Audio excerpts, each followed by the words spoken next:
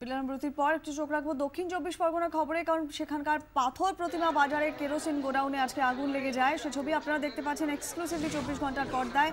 আর short circuit থেকে আগুন লাগে বলে প্রাথমিক অনুমান। এখন কি পরিস্থিতি জানাবেন আমাদের প্রতিনিধি নকিব উদ্দিন গাজী আমাদের সঙ্গে রয়েছেন।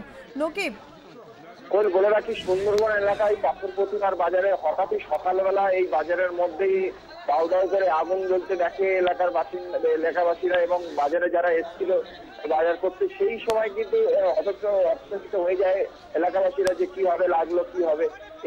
এরপরে কিন্তু দমকল ইঞ্জিনে খবর দেয়, কাকদ্বীপ থেকে দমকলের দুটো ইঞ্জিন গাছ যায় এবং সেখানে গিয়ে আগুন নিয়ন্ত্রণ আইন। কিন্তু এই আগুন ছড়িয়ে পড়ে, দ্রুত আগুন ছড়িয়ে পড়ে, যেহেতু রাজ্য পদার্থ কেরোসিনের এই যে কাটা তেলের ব্যবসা চলতে দীর্ঘদিনের বেআইনি ভাবে পুলিশ সূত্রে যেটা জানতে পারছি, এবং সেই শর্ট সার্কিটের মাধ্যমে এই আগুনটা লেগে গেছে বলে প্রাথমিকভাবে জানা গেছে। এখন আগুন নিয়ন্ত্রণে?